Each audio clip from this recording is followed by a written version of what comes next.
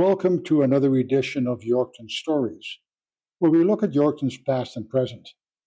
Those we speak with were or are involved in the topic we're exploring, or when we look back at history, they're very familiar with it. My name is Dick DeRyck. We are grateful for the support of Harvest Meats and Grain Millers Canada, both here in Yorkton, and others who help out and listen to our stories. You can hear our podcasts on our website, yorktonstories.ca, where you will also find photos, links, and other information associated with each podcast when available. In many cases, you can not only hear the stories, you can also see and read information about the podcast topics. We can also be found in all major podcast directories, including Spotify, Google Podcasts, Apple Podcasts, Amazon Music, TuneIn and Alexa, and iHeartRadio. Search for Yorkton Stories, and you will find us. In the 2010s, Dr. Brass Elementary School in Yorkton was down to under 90 students, and consideration was being given to closing the school. It is one of the early schools in Yorkton, located in the older part of the city, just north of downtown. It struggled with its reputation, and parents in the area preferred to send their kids to other, newer schools in the city. Today, it is literally bursting at the seams, with about 245 students, and that's primarily due to a program started in 2020 that is attracting students not only from within the school's immediate area, but from other areas of Yorkton and from nearby communities, including Kamsack, Melville, and Saltcoats. The reason for the turnaround? Academies, an innovative program at the school which allows students to spend at least 2 periods of each school day learning about and taking part in non-traditional classroom activities. The school offers 6 academies: hockey, performing arts, visual arts, building active leaders, Indigenous culture, and sports. Students in grades 5 to 8 participate in the academy of their choice.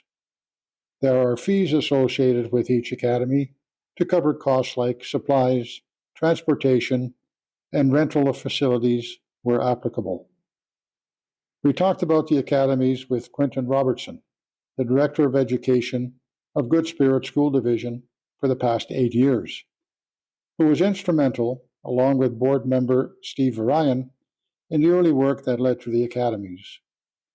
We spoke with Dr. Brass School Principal Noel Buds, who came to Dr. Brass when the academy program started, and with 4 of the academy teachers: Tammy Kosterski of the Performing Arts Academy, Lee Seaton of the Sports Academy, Murray Kittleson of the Hockey Academy, and Darcy Lipowick of the Indigenous Culture Academy.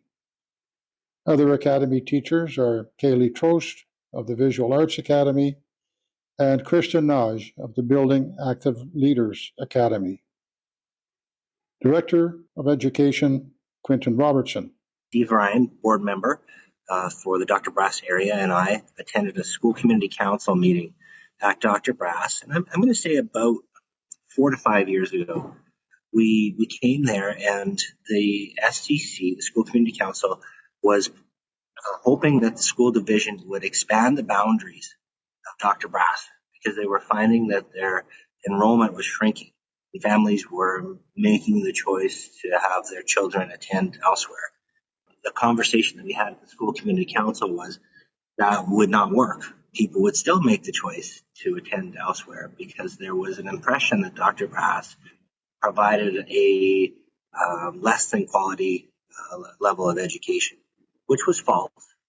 Yeah, Dr. Brass was always kind of seen as an inner city type of school. And that was the pervasive opinion, I think, even at that time. So we started to have conversations about how to change the perception of the school and to bring students into the school that would normally not have attended, and providing opportunity and specialized programming in the school that might cause the community to think differently of Dr. Brass. So we started to investigate other locations that had done this. And we came up with Saskatoon Public. And we spent several days and took a number of people there to take a look at some of their academies that they offered and to try to determine how that could work at Dr. Brass. We actually sent a videographer, Nathan Grayston, to Saskatoon, employed him to take video of some of their academies and use those as promotional videos for our own, and to start to bring forward that idea. And the Performing Arts Academy was one of the first academies that was started. We were able to team up with local leaders like Carrie Pigelli and Tammy from the Dance Academy, two people that were incredible leaders in their area, and it was just good synergy at that point. So that's where it started. It's evolved obviously since then. Has it changed the perception? Do you think that it has made the difference that you intended? Really, we were moving toward the possibility of a closure, Dr. Brass, if the enrollment continued to get depleted, and now we're bursting at the seams. So there are significantly more students. Obviously, changed the demographics of the school, and we really made and in the initial information that we sent out, we talked about not forgetting the students in that catchment. That was something we wanted to make sure of, and that's where some of the cultural academies and some of the other activities that are going on in that school have come to be. So it honors the students that live in that catchment, plus it brings in students that normally wouldn't have gone there. You know, little things like Dr. Brass now being competitive in some of the inter-school sports, whereas before they used to get absolutely thumped. Now they're competitive, if not better than many of the other schools. So I think it's given them a level of confidence, a level of accomplishment that they wouldn't have normally had. We have fewer and fewer applications to attend out of Dr. Brass, whereas that was quite common in the past, where we would have every week an application to attend Yorkdale or MC Knoll. We're not getting those anymore. Students who are in the catchment want to stay there, and the academies are staying at a healthy number. So the Hockey Academy is sustainable. The Performing Arts Academy is sustainable. I think they're able to fund themselves. We're not looking at continuous applications to prop up the fundings. Another big component is making sure that there was adequate nutrition and supports for students, not just the affluent students in that area. Any thoughts of expanding the program to other schools or at Dr. Brass? We've got hockey academies in a number of our schools and communities. So Kenora, Esterhazy, Saltcoats, Melville, all have hockey academies, either Yorkton as well and at the regional. We have a soccer academy at the Yorkton Regional High School. Melville has long talked about starting a baseball academy.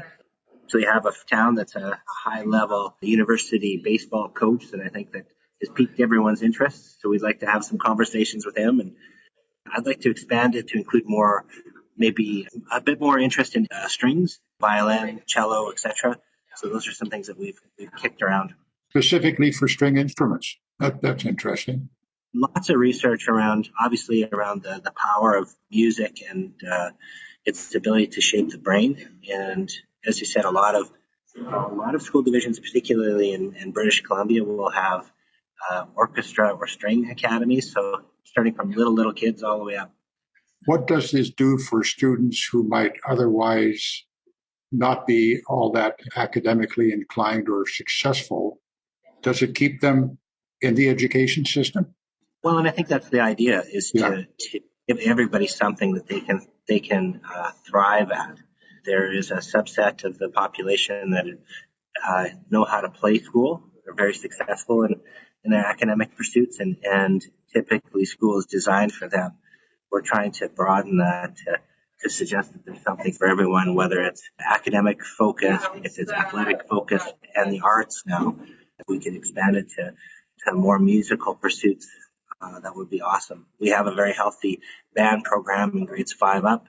I'd like to see it extend down. You're thinking that this will keep Dr. Brass as an active school within the system. The thoughts of shutting it down are far away now. Yeah, it's trying to figure out where to put everybody now, and whether or not we need to apply for portables, because I know that the space is limited, and it would be considered back in the day a castle school, so that old style school. So it's pretty hard to stuff everyone in there. Lots of hallway space, but the classrooms are limited. It could be a success beyond expectation. Well, and I think what we have to do is now start to tell our story a little bit better. And we have talked about redoing our videos and featuring Good Spirit versus Saskatoons. We did a great job of promoting them and getting the interest going for an academy. Now I think we need to circle back. Likely that'll be a next year task to bring our videographer back and tell the story of the Dr. Brass Academies. Part of the complication that we've had is the timing was tricky, and I think it shows just how wonderful the academies are, that they could be successful even despite of this. We started them right at the beginning of COVID, so it was the first year of COVID, and Noel and his team worked hard to keep them going and to have them to be successful. And I think it just shows the power of that concept, that even with a global pandemic, they can still be successful. Noel Buds, the principal of Dr. Brass School. How do you determine, or how was it determined, which ones? Started with building active leaders, growing citizens. We had a cultural academy, and then we had the hockey and performing arts. So we started with 5. Every year we do a survey with our students to see if they're returning to their academies and what selections, but we also give them an other line where they can make a suggestion to other academies that may be of interest to them. So we started in grade 4 in 2020, our first year, and went to grade 8. We found that was quite a variety or gap between age levels because they're all learning together. Now it's at grade 5 to 8. And how does that work into the school day? Our morning is a pretty traditional morning. We have language arts, math, and science in the morning.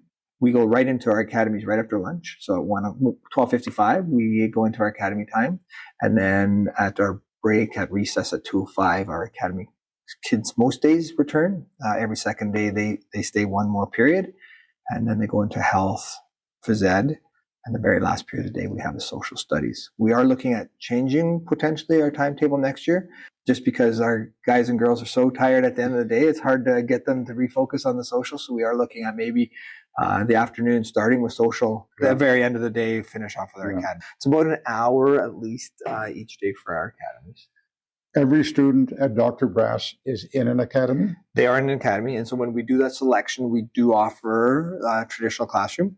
In the 4 years I've been here, only one student has signed up to go in the traditional classroom. But of course, we couldn't offer that because we just couldn't have a class for one student. So the ones that were here in the catchment area and others that are coming here for the academies, that's their focus. Yeah. That's where they want to be. And that's kind of the reason why we called it Play and Passion. We want students to play. At the end of the day, we know that we're all tired, and it's really hard to get kids to do high-level thinking at the end of the day, or any of us to do high-level thinking at the end of the day. So give them their passion where they can play and enjoy it. For example, again, visual art, it's just a nice way to regulate and to calm down after a stressful day. Are all of them here? Hockey, I'm assuming you utilize arenas for that, right? Yeah, we utilize the Kinsmen for the majority of the year, and then the last months traditionally we go to the Westland. After that, when it becomes spring, a couple times a week they go to the golf course. Oh, so it's also kind of part and parcel with the golf course. Reasoning being is sport is a lot in the mental part of it, and as we always say, probably 90% of decisions that make us successful in our sport are made in our head, and we probably don't train the mental part of it as much as we do the physical part. Right? So, so that kind of works. Same with our performing artists. They walk to the dance studio, and they are at Dance Innovations, and they use the studio there, and then they come back. Visual arts is done here. Building active leaders is all done within the school. Within the school, but they love to go out in our community. So building active leaders, the program there is kind of what it says. We want to have leaders. So we're working on social concerns in our world and discussing the justices that has to be made to make our world feel better and safer. They're also being active. So they've done volleyball, they'll go swimming, they'll go play kick golf, they'll go play golf, they'll go kayaking and canoeing. They're involved in our community a lot. So this requires a fair bit of cooperation on the part of other organizations, entities, facilities in the city. Mm-hmm.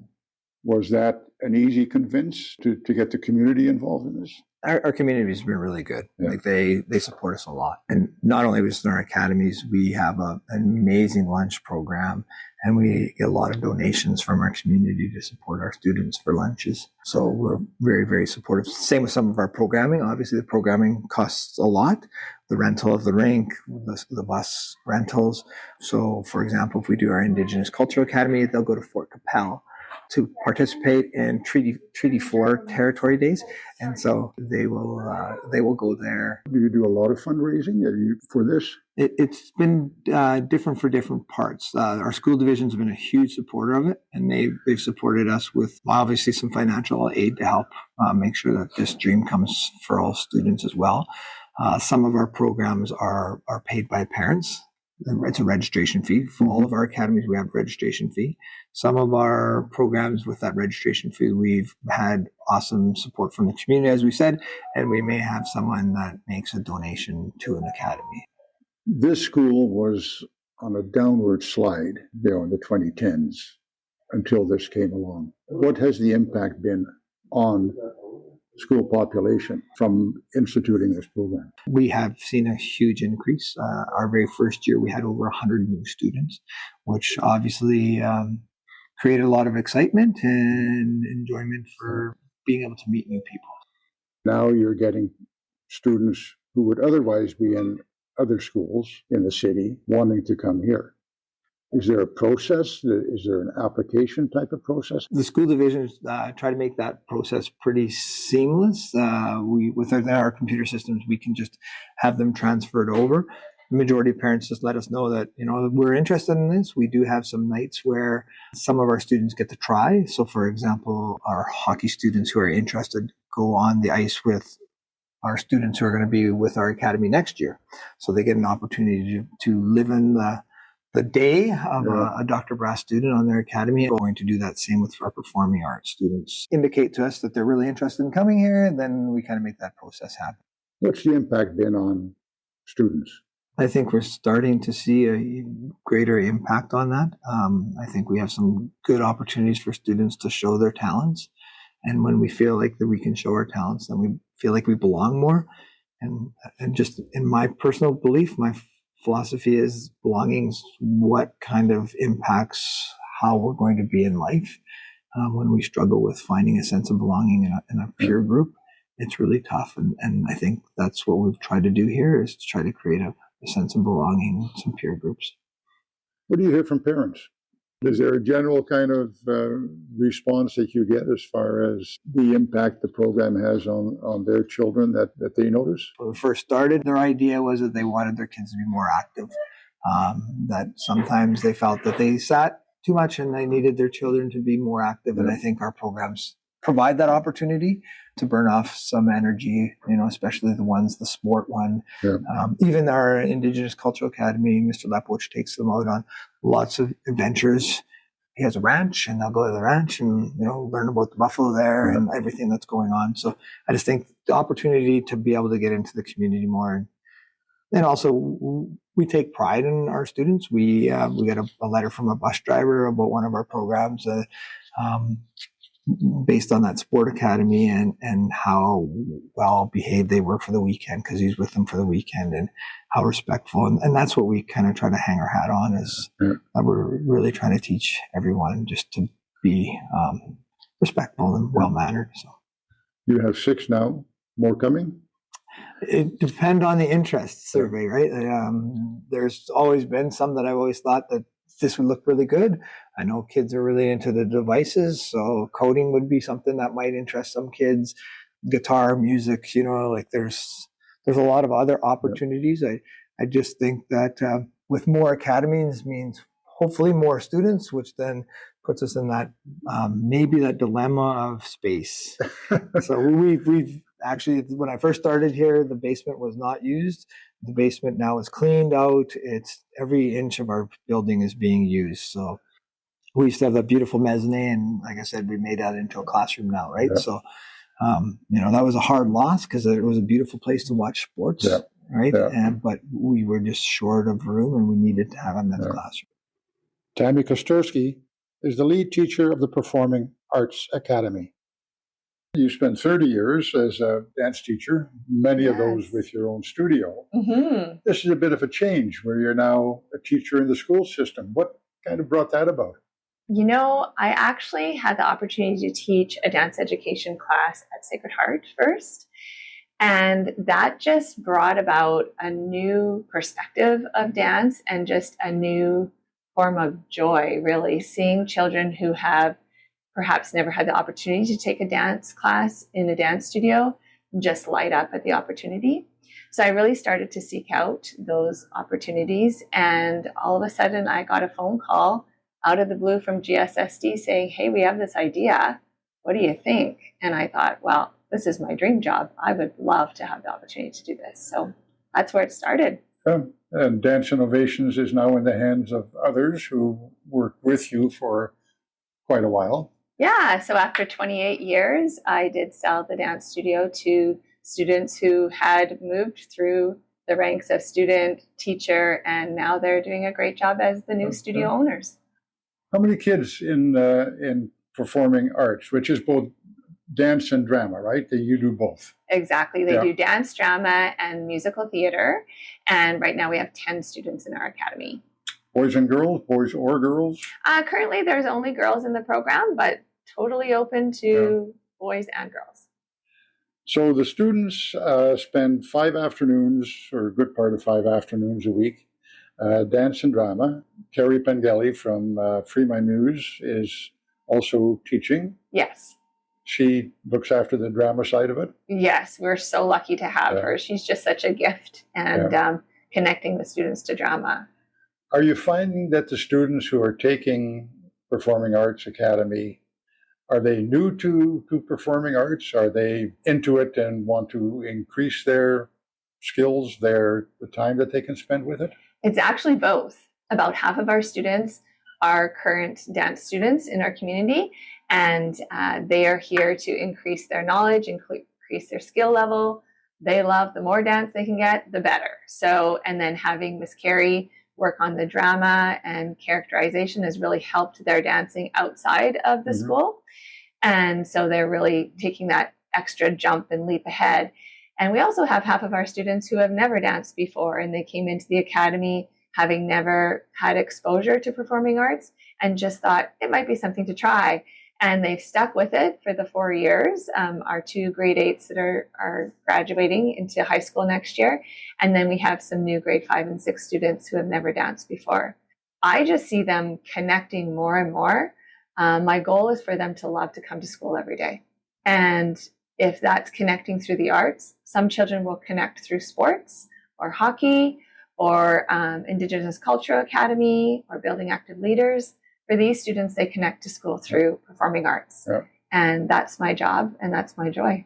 First year, we started Academies in grade 4. Yeah. And so these will be our first graduates. And from my understanding, they've all selected Dance Academy at the regional high school.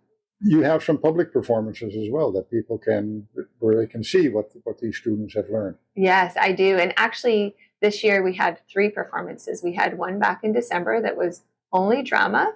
They co-created all of the scenes along with Miss Carrie. In March, we had a performance that was very exciting. Our grade 8 students actually choreographed their own solos, from concept to choreography to lighting to costuming. So they created that themselves, and so they performed that for our audience here in March. We were very lucky to have paper bag players donate the lighting, so our gym became a theater. So our entire school got to experience that. And then coming up June 4th, we have our final performance, and it's called Showstoppers.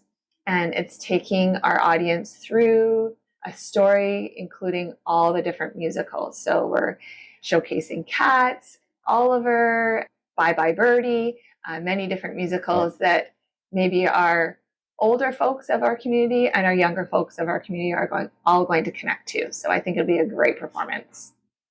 You are using the facilities of Dance Innovation on First Avenue. Yes. Obviously, it's made for dance instruction, unlike a school gym, perhaps. Yes. And you walk down there. We do. It's your fresh air. It's the fresh air break for the students. Absolutely. Every day after lunch, we get ready, whether it's raining, snowing, or sunshine, and we walk down to the studio. So yeah, a little fresh air on the way there, a little fresh air on the way back.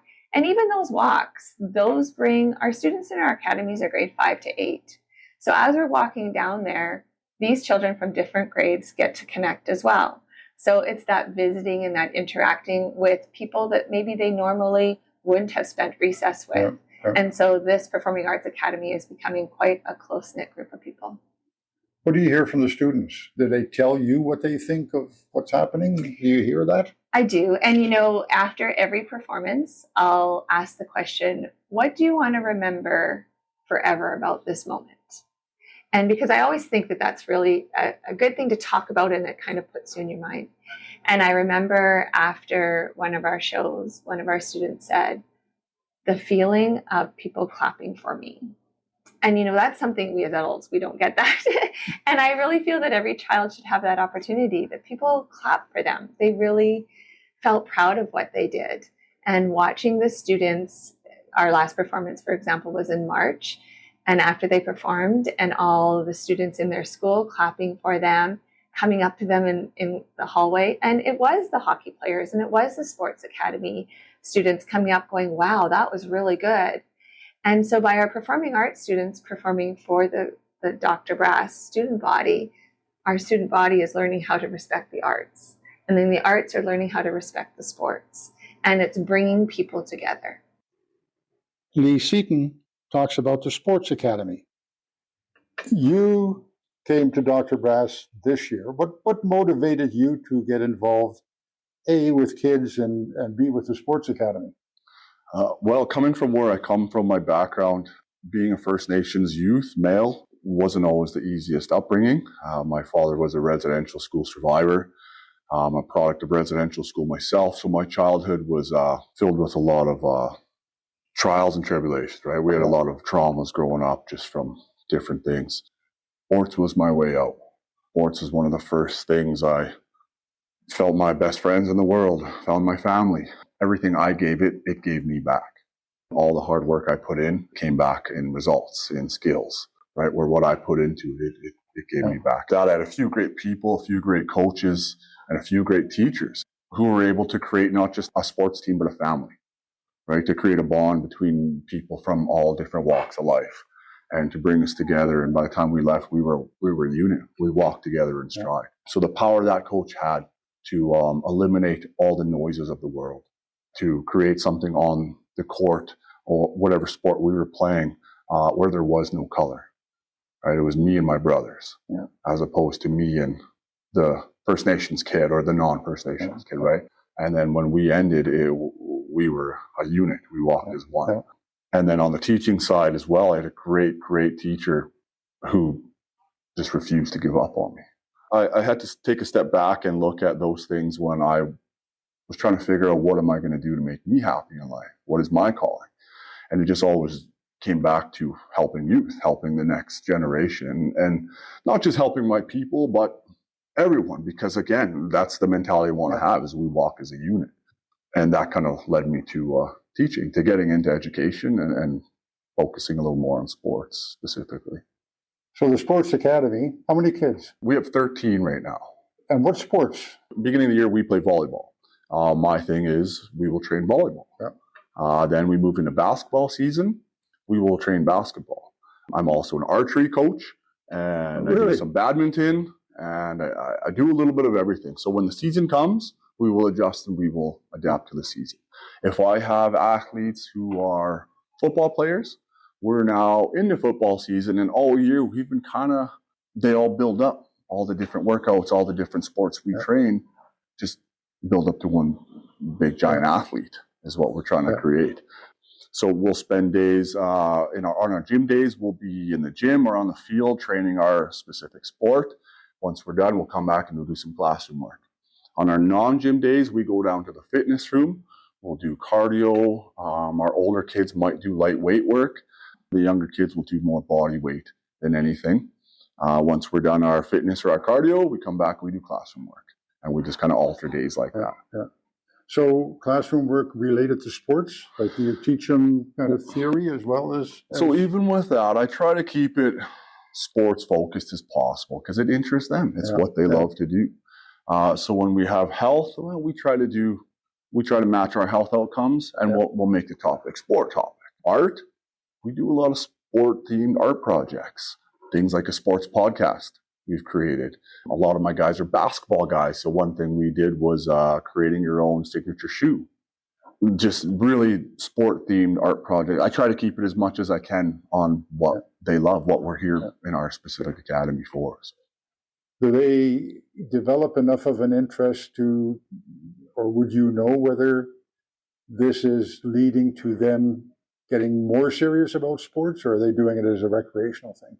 I think it started as a recreational, but as we put time in, I was able to show the lesson that hard work pays off.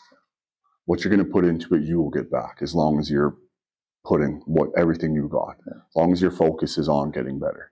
And throughout the year, we've had a lot of kids grow a lot, not just physically, but mentally, spiritually. Even when we had some behavioral issues, right? My big thing too is we are student athletes. Student comes first. You have to earn the athlete part.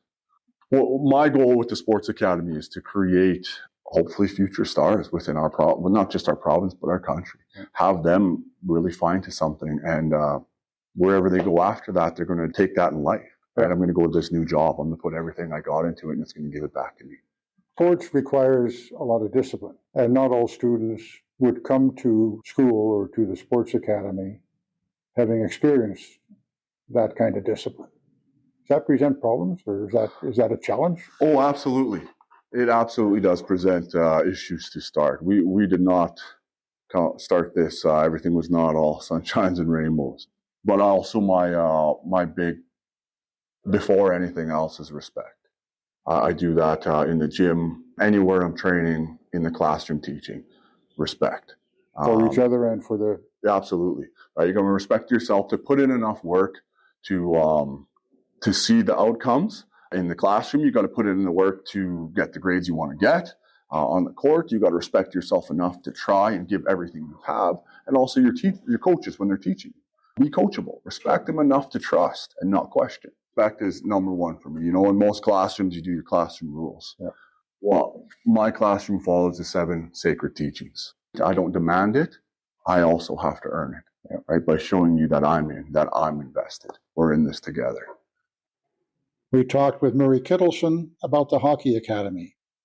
From September till the end of April, the kids are on the ice 3 times a week for an hour. So we leave just after to have a quick lunch. We get picked up by a Good Spirit bus and load their bags and head over to the Kinsman Arena and have a good hard 1 hour ice session and then get changed and come back for the last 2 periods, last hour of instructional time. Is it all on ice, or do you do classroom work about hockey as well? We do a little bit of classroom work, and then we do off ice training and fitness that kind of fits into a regular phys ed type of programming as well on the days we're not on the ice. So that would be Mondays and Thursdays.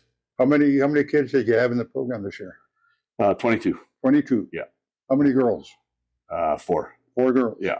Has that been increasing over the last 4 years, or has that been pretty steady? It's been pretty steady between 4 and 6 females as we've had. They train together. They play together. Yeah, they train together. Yeah, next academy. Yeah.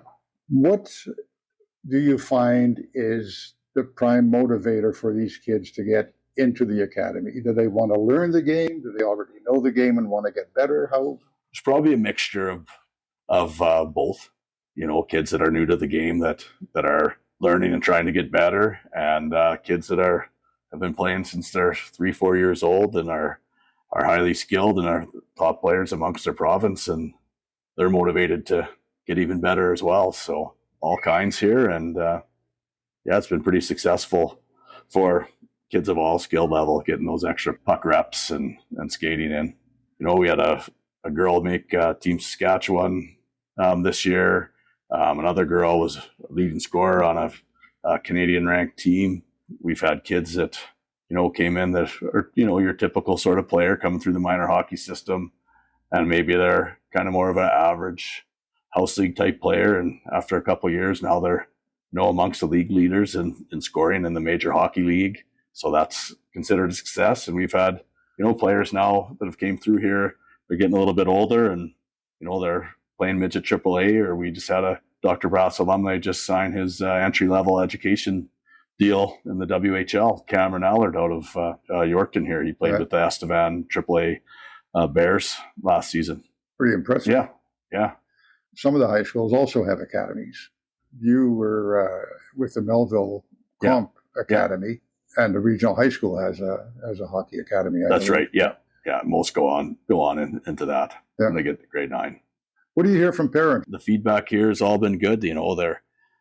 They're skating, puck handling, and passing, and thinking the game all improves while they're getting extra ice time, and the kids are having fun, and it can increase their love of the game. Here you get to do things that you typically maybe wouldn't get to spend all your time doing in a minor hockey practice, or you're working on maybe systems and that sort of thing. And here we're just focusing on your pure skills. What can I do to help you become a better player? Yeah. And I think that's the big advantage of going through academy type learning. Now you're moving back to Melville for the next school year. There's a new teacher taking over the hockey academy, Dr. Brass. Yeah, Natalie Katzberg. Yeah, and she has some experience and success in hockey herself. Yeah, she's a former University of Regina player, and she's been in the game for a long time. So I'm sure the academy will be in good hands with her expertise. Darcy Lipowick, whose mother is Métis and who grew up in that culture, talks about the Indigenous Culture Academy. How deep do you get into Indigenous culture with these students? It's a mixed group. It's of grades 5 to 8, and there's a few students from each grade. This year is all Indigenous students in the classroom. Last year we had a few non-Indigenous students, and next year there's a few non-Indigenous students as well. So are these non-Indigenous students? They're obviously interested in the culture. Correct. Yeah. And we have a mixture here in this classroom. We have Cree, Soto, and Métis students. Boys and girls? Boys and girls, yes. Yeah. And what we do, some of the things we do here, we learn about the languages. We have Michif is the Métis language. We have Soto or Nakwe is a Soto language, and then we have to teach Cree as well. We try to do a few words. I'm learning with the students, so as long as I learn the day before, I can teach the students the next day. We have a drum group. We'll sew. We make ribbon skirts, for example. We're sewing Métis tents right now for a Métis day that we're going to have later on in June here at the school.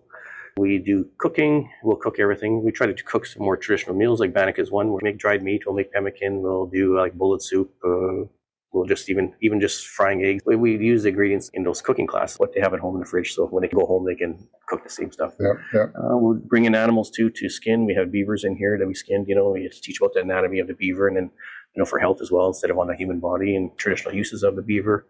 We talk about the fur trade and the beaver casters, and and the food from the beaver, the tail, and we can make leather, and from the hides. And we bring in birds. We've had everything here from ducks and geese to foxes, and we had beavers. We had a porcupine yesterday where we pulled the hair and we took out quills. We have plants. We were growing tobacco, like the Three Sisters as well, the corn, squash, and beans. We'll grow just to show them, and that you can take home seeds, and we give the students seeds if you want to take them home too, and grow plants at home. We had an incubator. We just hatched 8 chicks here. We'll do field trips. We do quite a few. Like we went looking for frog eggs the other day. We'll go look for plants. We went and picked sage, and we'll pick red willow. And, for red willow, we'll use the outer bark as like similar to aspirin. The inner bark to use kinnikinnick or traditional tobacco. Field trips where we'll go to a sweat.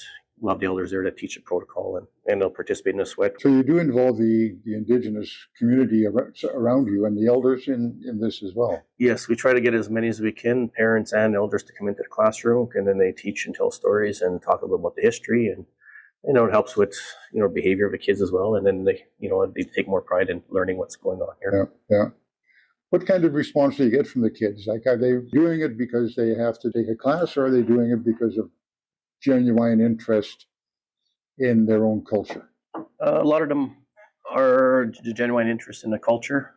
Some because they are choosing a class and they think it's fun, but you have to make our learning fun as well. If it's not fun, they're not going to learn. But if it's fun, they're learning without even knowing they're learning. And we learn about a lot of history too, Indigenous culture. We try to pick from the local Indigenous culture, and that's where from the north and from the south and then from the Métis.